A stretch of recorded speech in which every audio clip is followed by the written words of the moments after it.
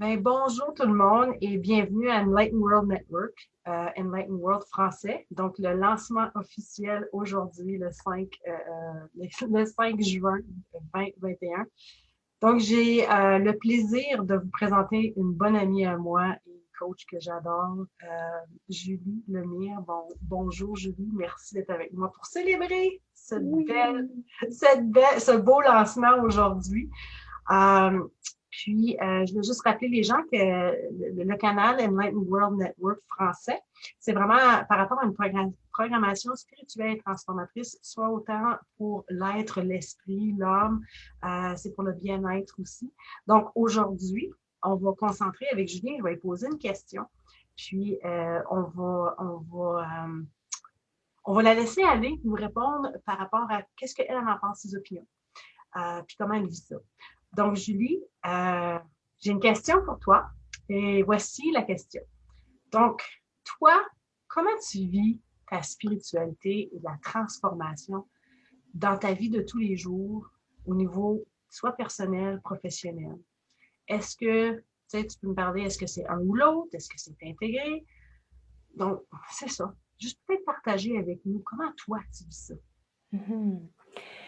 Déjà, ta phrase est remplie de possibilités. Je dirais que le terme spiritualité, j'y réfère pas de cette façon-là dans ma vie, mais la façon que ça s'intègre ou plus que je le perçois, c'est le sens que je donne à ma vie. Et le sens que je donne aussi à la vie en général. Et les deux discutent ensemble.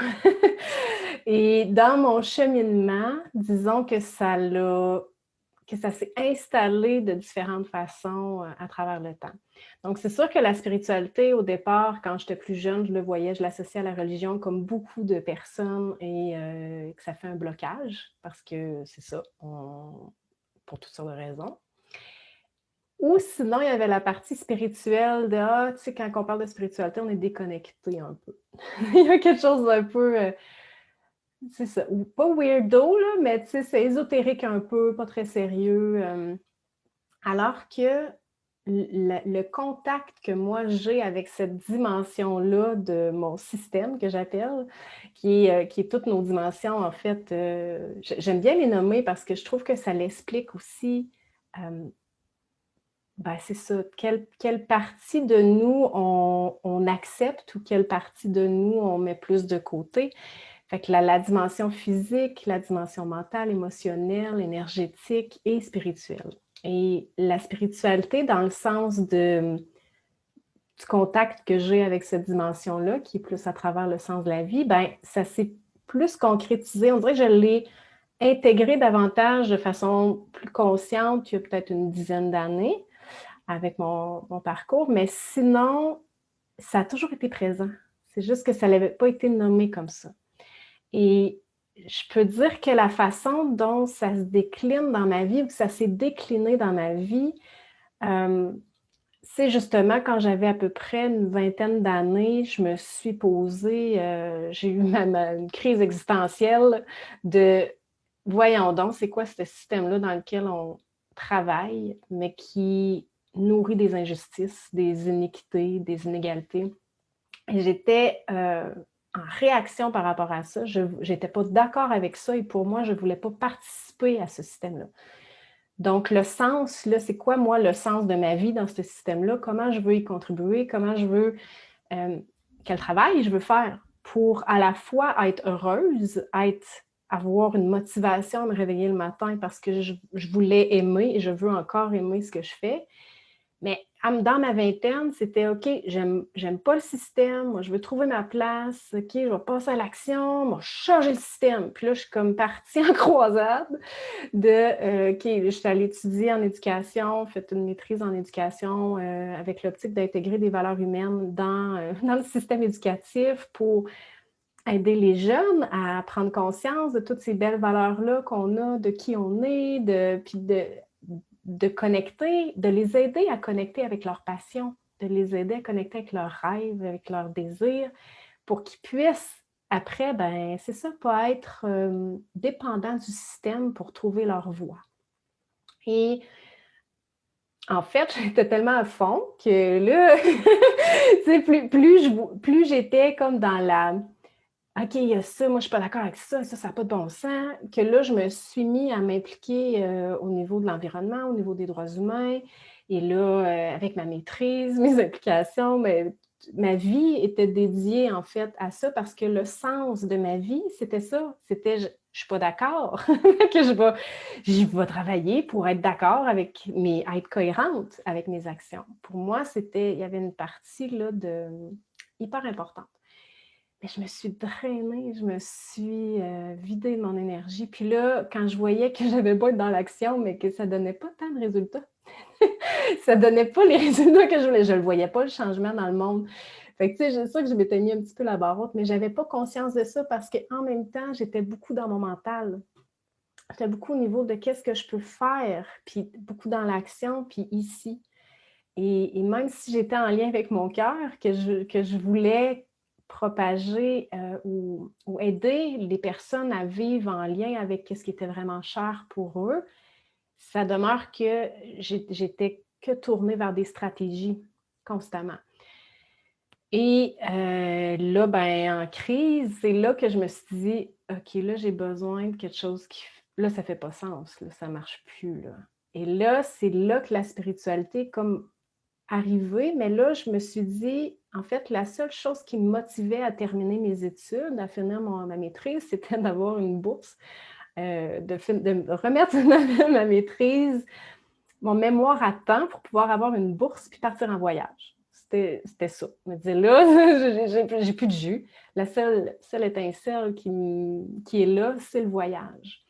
Et donc, c'est l'Asie qui est venue comme motivation en me disant, je vais aller m'inspirer de la sagesse et de la spiritualité ancestrale. Je vais aller méditer, je vais aller faire du yoga, je vais aller rencontrer des personnes qui ont une culture différente, puis aussi une sagesse. J'avais vraiment cette image-là de l'Asie.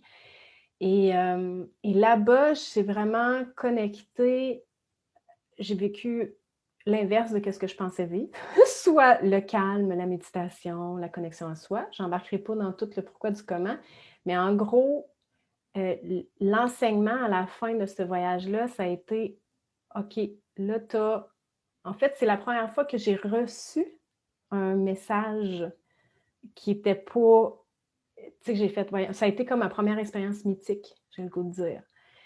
Où... là, j'étais justement sur une roche en train de méditer, puis à repasser les événements du voyage qui avaient été vraiment intenses avec ma collègue de voyage avec qui finalement j'avais arrêté de voyager.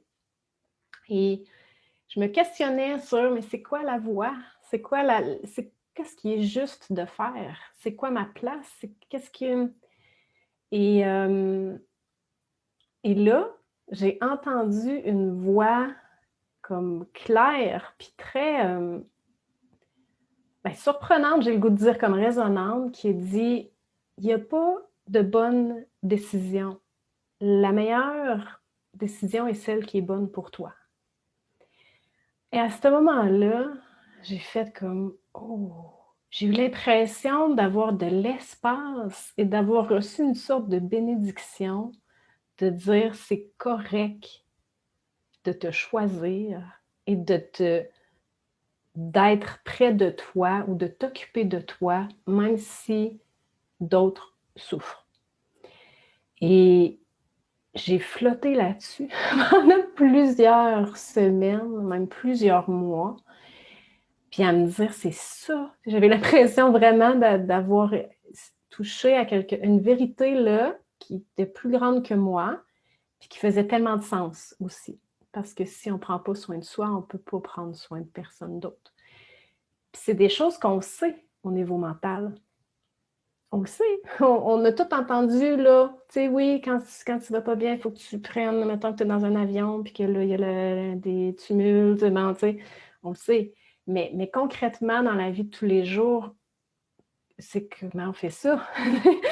Fait que là, à ce moment-là, et même d'être à l'écoute de, là, je vais-tu bien ou je vais pas bien? sais, quand on est habitué de fonctionner d'une certaine façon, ben c'est-tu correct, c'est pas correct? Ben je sais pas trop. Tu sais, quand t'es pas connecté, à ce moment-là, j'étais pas connectée à toutes mes dimensions. Puis ça, c'est venu me donner un cue, mais j'ai pas maintenu ça parce que j'avais pas d'autre façon d'aller chercher, d'aller connecter avec moi, au-delà d'ici, là. Et, et donc, pendant quelques années, je me suis reperdue dans l'action, dans le don de moi, dans le « ça va bien aller, je suis capable puis c'est ça. Et je me suis Et après ça, là, c'est là que j'ai fait « bon, là, ça marche pas ». En fait, pendant les années j'avais quand même un envie d'explorer autre chose parce que je sentais que c'était pas ça, là. Il y avait quelque chose, je faisais que j'avais à faire, mais il manquait quelque chose. Je me sentais pas complète. Puis c'est là que je suis allée étudier plus en naturothérapie. Après, j'ai été amenée à suivre un coach en intelligence du cœur aux États-Unis. Et par la suite, là, je l'ai suivi. Il donnait une fin de semaine de développement personnel à Amsterdam. Fait que je suis allée là-bas aussi. Fait que là, je me retrouvais dans cette période-là, j'ai eu une espèce d'autres révélations de dire, OK, là, il y a d'autres dimensions. C'est là que j'ai vraiment pris conscience que j'avais de l'énergie, que ça existait, de l'énergie juste de même, puis que c'était pas bizarre. Que, tu sais, parce qu'avant ça, je me disais, OK, l'énergie, mais j'ai aucune idée, c'est quoi, moi, l'énergie? C'est quoi cette affaire-là? Tu sais, puis les émotions, de voir que, hey, mine de rien, je les ai mis de côté pendant longtemps, longtemps, longtemps, en me disant, ben oui, j'en ai conscience, mais bon, après, qu'est-ce que tu veux faire? Tu sais, je vais canaliser dans l'action, puis ça va être ça, tu sais. Sauf qu'à force de canaliser, ben, j'étais pas à l'écoute et j'étais pas dans le ressenti qui fait en sorte qu'il y a vraiment des messages qui peuvent venir par la suite, qui nous sont amenés par les émotions, le langage de l'âme. Et donc, à Amsterdam, là, j'ai découvert justement, ben ça, je l'ai raconté il n'y a pas si longtemps, mais je vais le raconter encore parce que c'est vrai, ça fait partie d'un moment pivot dans ma réalisation. C'est que j'étais tellement excitée de l'Amsterdam parce que déjà, ben, j'adore voyager. Fait que là, c'était une autre découverte. J'allais rejoindre une bonne amie à moi aussi quand j'habitais en France. C'était une coloc que je n'avais pas vue depuis longtemps. Et j'étais super énervée de retrouver des personnes avec qui j'avais vraiment connecté l'année d'avant, durant ma formation. Mais quand je suis arrivée à l'hôtel, j'ai ouvert les portes, puis ça a fait comme je suis pas bien. J'ai shrinké. À ce moment-là, je savais pas que je shrinkais. Mais j'ai senti vraiment cette espèce de ratissement. Je suis pas bien, j'aime pas ça. Je veux pas que personne me voie, je veux pas voir personne. C'était pas du tout agréable pendant comme 24 heures de temps et je comprenais pas pourquoi je réagissais comme ça. J'étais comme, mais voyons, c'est bien intense. C'est quoi cette affaire-là?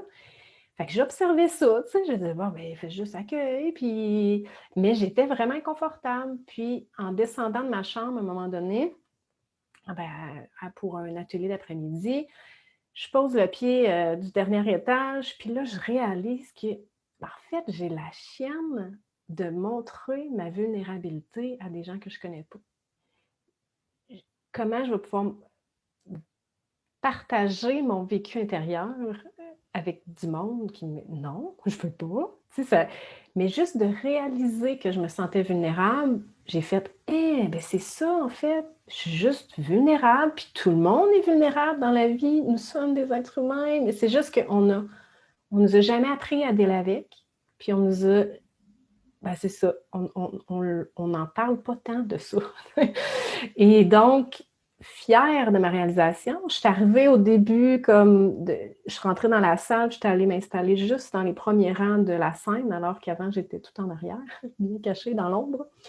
Et là, il y a eu ce qui est présentement ma mentor qui est arrivée sur scène puis qui a dit « Il y a tout un pouvoir dans l'énergie féminine et il faut faire la paix avec ça. » Puis quand elle a dit ça, elle me regardait. J'étais comme, ah oui, il y a un message là, elle me voit, elle me parle à moi, puis, mais ça l'a résonné, là, c'était clair. J'avais aucune idée c'était quoi l'énergie féminine, mais c'était clair qu'il y avait quelque chose là. Puis là, on a fait des exercices, puis là, j'ai fait, ouais, il y a quelque chose, il faut que j'aille là. Et c'est ça qui m'a amenée à aller suivre le cours aux États-Unis et à là vraiment comprendre c'était quoi l'énergie, c'était quoi d'être moi, c'est vraiment, puis de pouvoir connecter avec le sens de ma vie à moi et pas par un filtre de qu'est-ce que ça devrait être, qu'est-ce que je voudrais que ça soit, qu'est-ce que...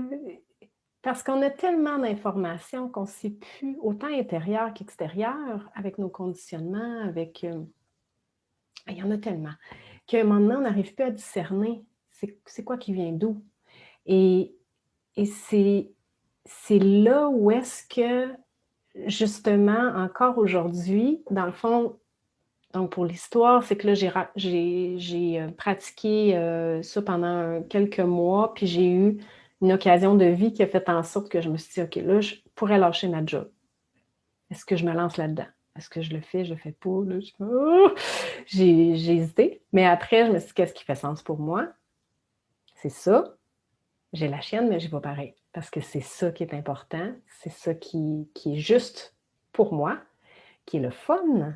Parce qu'il y avait ça aussi, de dire c'est quoi qui est trippant dans la vie. Puis de ne pas laisser les pensées parasites ou les peurs qui peuvent nous amener à vivre plus le futur ou des scénarios hypothétiques que qu'est-ce qui existe dans le moment présent. Et donc, j'ai laissé mon emploi et là, ça fait 8 ans que je fais ça. En fait, je dis 8, mais ça fait 7 ans. Ça fait 8 ans plus... Et comment je le vis au quotidien, dans le fond, c'est comme si pour moi, la spiritualité, cette façon-là d'être en contact avec moi, grâce à cette connexion privilégiée, je vais le dire comme ça me permet d'avoir plus de clarté par rapport à c'est quoi mes besoins, c'est quoi mes réels désirs, d'avoir une solidité intérieure qui fait en sorte que je ne me laisse pas embarquer. Ça m'arrive de me laisser embarquer, c'est clair, mais je vais être beaucoup plus rapide sur le « Hey, là, t'es rendu trop loin, là, ramène-toi », parce que c'est des outils concrets qui ramènent dans le sens de qui on est. Et donc, ça, une des choses, pour faire une petite boucle avec la spiritualité, c'est... Jamais j'aurais pensé, même dire ça un jour, mais que la spiritualité passe par le corps, par l'énergie, avant d'être là. Et je dis jamais j'aurais pensé, dans le sens que quand je me réfère à quand j'avais 20 ans, 25 ans ou 30 ans, que j'avais zéro idée de ça, c'est ça. Là, je peux sentir que ma spiritualité, en fait, elle est beaucoup en lien avec ma façon d'être en contact avec la vie et comment je reçois la vie. Parce que ça, c'est une autre affaire aussi.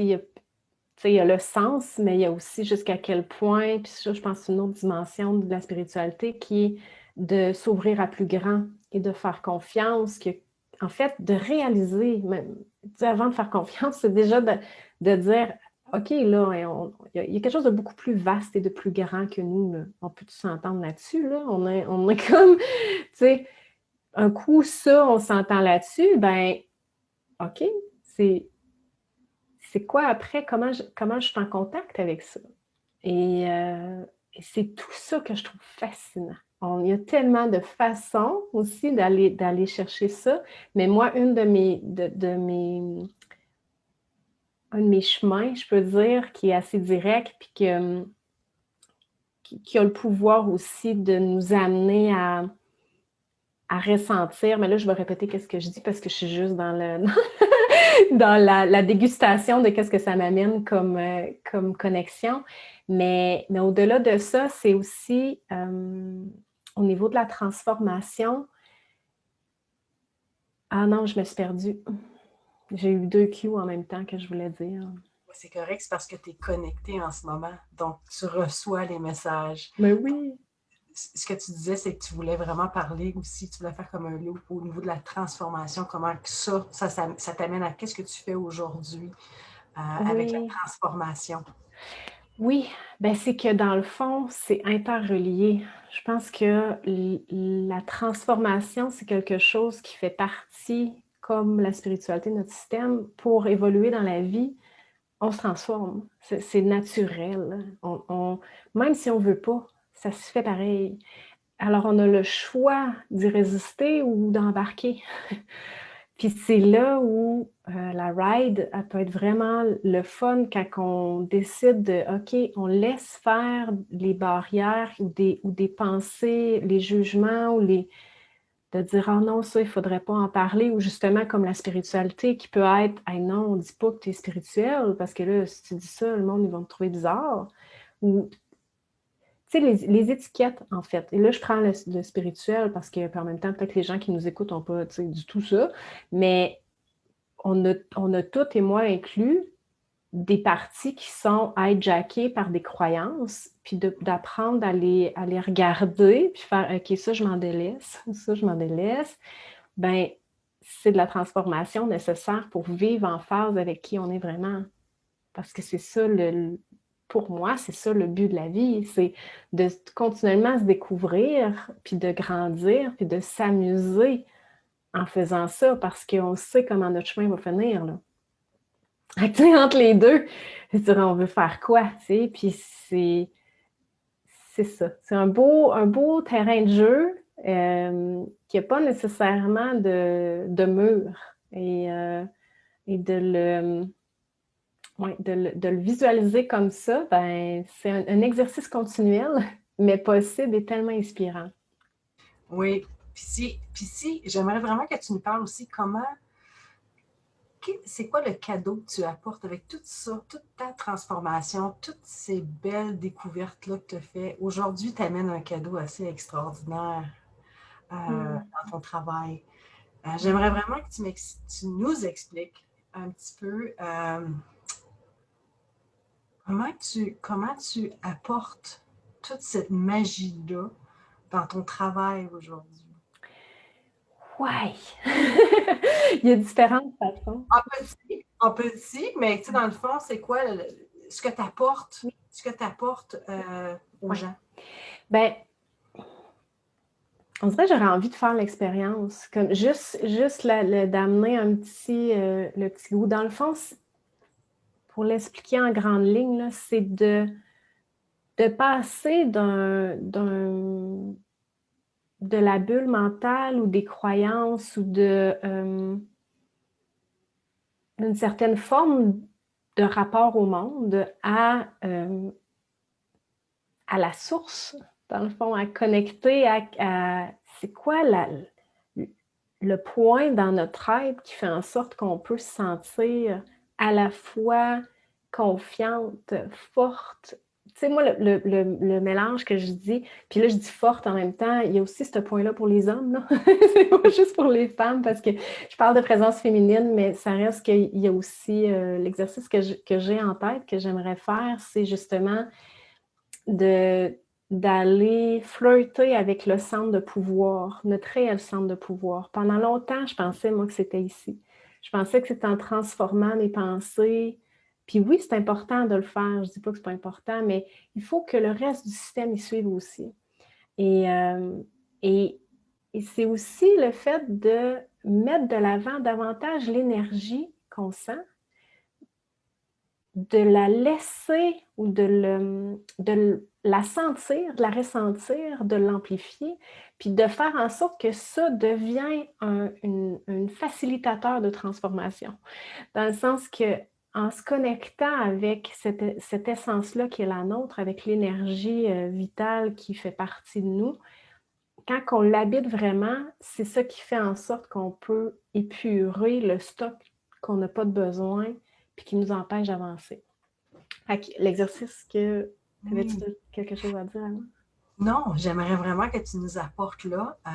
Comme tu dis, c'est un petit exercice. Puis oui, merci de nous offrir ça. Ah ben, ça fait plaisir. Puis là, je pense qu'on est limite dans le temps, mais fait que ça va être mini. Mais dans le fond, l'exercice que je veux faire, c'est de vous amener à la fois de voir c'est quoi la différence entre être dans sa bulle mentale, que j'appelle. Donc, quand on réfléchit, la meilleure façon d'être dans notre bulle mentale, c'est de se préoccuper de quelque chose. Donc, puis on passe beaucoup de temps ici. C'est pas la majorité parce que on écoute, on regarde, on parle, on pense tout ici. Et de voir après, avec le centre de pouvoir, comment est-ce que ça peut faire une différence dans notre façon de se sentir intérieurement. Fait que je vais vous inviter à fermer les yeux ou à baisser les yeux au sol selon votre niveau de confort et à réfléchir à quelque chose que vous devez faire, que vous n'avez pas encore fait, mais que vous savez qu'il faut que vous fassiez. Là, c'est d'amener ça à votre esprit. Donc, qu'est-ce que vous devez faire qui n'est pas encore fait, là, mais vous savez que vous devez faire prochainement, là. Donc, gardez cette idée-là en tête. Puis sentez qu'est-ce qui se passe en vous présentement. Où est-ce que vous êtes dans votre corps? Est-ce que vous sentez une partie plus qu'une autre? Maintenant, je vais vous inviter à connecter avec le centre de pouvoir qui se situe à 3-4 pouces en dessous du nombril à l'intérieur du corps. Et donc, pour les femmes, ça se situe au niveau de l'utérus, du centre de l'utérus. Et si vous avez plus d'utérus, c'est quand même un centre énergétique, donc il est là. Pour les hommes, c'est plus 2-3 pouces en dessous du nombril. Et vous pouvez mettre vos mains sur votre ventre pour le sentir. Et des fois, ce n'est pas toujours facilement accessible, mais imaginez-vous donc à 3-4 pouces pour les femmes en dessous du nombril, vers la colonne vertébrale, donc au milieu de votre corps. Ça peut être un objet, ça peut être une flamme, ou juste savoir qu'il existe là quelque chose. Donc, vous portez votre attention comme vous ressentez de l'intérieur ce point-là, qui est votre centre de pouvoir. Et vous pouvez respirer pour vous aider à amener l'attention là. Maintenant, je vous invite à réfléchir, à ramener la chose que vous devez faire, donc à repenser à ça, mais en étant dans votre centre de pouvoir en même temps.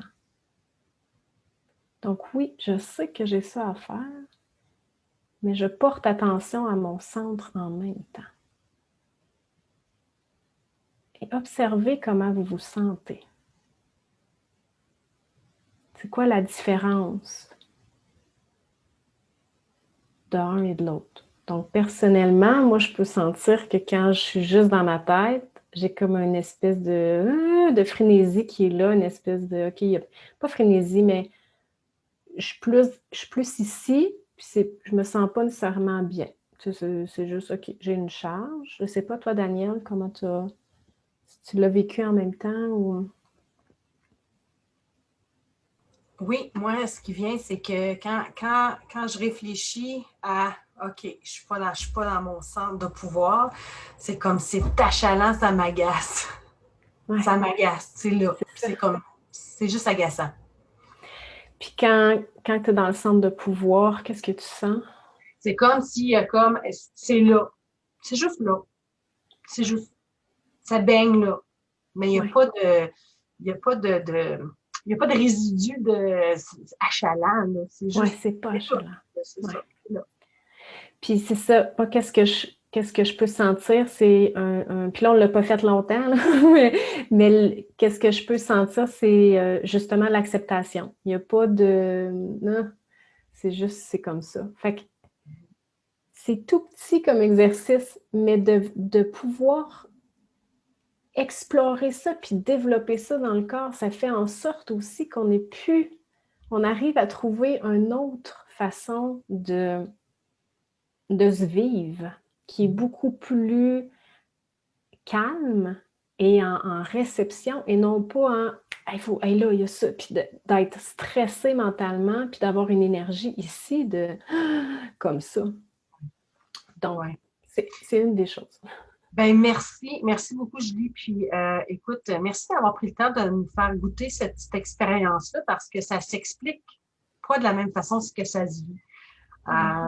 Puis, dans le fond, c'est un peu ce genre de coaching-là, c'est que tu apportes les gens à découvrir leur potentiel, leur énergie, et beaucoup plus que ça. Comment l'utiliser dans la vie de tous les jours. Donc, c'est un peu ce genre de coaching-là que tu apportes aux gens. Oui, puis j'ajouterais, ben, en fait, quand on arrive à se connecter profondément avec notre pouvoir, avec justement cette essence-là, c'est ça qui fait en sorte qu'on prend notre espace et qu'on peut prendre la place avec confiance, sans pousser quoi que ce soit, puis d'établir des limites claires avec les personnes ou les situations qui viennent drainer notre énergie. Ça a été majeur dans ma vie. Et de pouvoir aussi attirer qu'est-ce qu'on veut. Parce que là, on est dans notre énergie, on est dans tout notre pouvoir et ça est magnétique. Et fait en sorte qu'on rencontre justement les bonnes personnes, qu'on est dans... En fait, les gens sentent qu'on est dans notre propre espace et ça crée la confiance, ça crée l'ouverture et ça a un effet au niveau monétaire, ça a un effet de plein de façons. Donc, je pourrais en parler longtemps, mais si justement ça pique votre curiosité, j'ai justement un programme, une mini, je sais comme une dégustation que j'offre qui est vraiment à bas prix, qui est jusqu'à lundi midi. Ça s'appelle Exprime ta nature. Puis c'est justement pour aider les femmes à aller rencontrer ces espaces-là. Donc, je vais offrir 4 pratiques gratuites pour justement explorer davantage. Puis c'est sur mon site internet présenceféminine.com ou sur ma page Facebook professionnelle Pouvoir de la présence féminine. Ah, merci Julie. Puis merci de ce cadeau-là, d'offrir ça aux gens. Puis ça tombe bien, je veux dire, samedi, puis les gens ils ont le temps, ils ont jusqu'à lundi. Donc, c'est un excellent cadeau. Puis comme je dis, moi j'encourage les gens à aller l'essayer. Oui, puis en plus, il y a là-dedans, il y a l'agenda sacré. Je me permets, juste oui. parce que c'est ma création pour justement aider les femmes à intégrer leur énergie cyclique avec justement les lunes à chaque mois et aussi pour celles qui veulent plonger dans l'observation de leur énergie cyclique, il y a une façon aussi d'aller explorer ça et ça, vous pouvez avoir plus de détails sur ma page Facebook aussi. C'est parfait. Puis si les gens ont des questions, ils communiquent sur soit ta page Facebook et aussi ta page web. C'est une bonne question. Je pense que je n'ai même pas mis mon contact sur ma page web. Mais... Est-ce que c'est mieux sur ta page Facebook? Parce que moi, je vais mettre le lien ici en dessous de la vidéo aujourd'hui. Je vais mettre les 2 liens. Fait qu'il y a une façon qu'ils peuvent te rejoindre. Y a-t-il une autre façon ou c'est bon? Non, c'est ça. Puis je dis ça, mais en fait, présence féminine, j'ai mis mon contact aussi dans mes pages. Là. Vous allez me trouver. OK, parfait. Puis au pire, allez, ils me contacteront, puis moi, je sais où te trouver de toute façon. Yes. Écoute, merci Julie, puis grandement apprécié d'être ici avec moi aujourd'hui, puis de partager ton cadeau, hein, ton cadeau, ton talent, tout ce que tu représentes pour les gens sur Terre. Et merci à vous d'avoir participé, d'avoir venu célébrer le lancement du Enlightened World Network français. Écoute, c'est une plateforme, je suis fière d'offrir ça, de travailler avec vous pour donner une place aux francophones aussi. Puis, ça va être aussi une programmation bilingue. Donc, c'est mélangé pour l'instant, mais s'il y a une émission en anglais, c'est anglais seulement. Puis, s'il y a une émission en français, c'est français seulement. Donc, c'est ça la beauté. Puis, on va l'identifier pour que les gens peuvent savoir c'est quoi. Donc, merci. À la prochaine. Puis, merci à toi, Danielle, de m'avoir reçu. Journée. Bye bye tout le monde.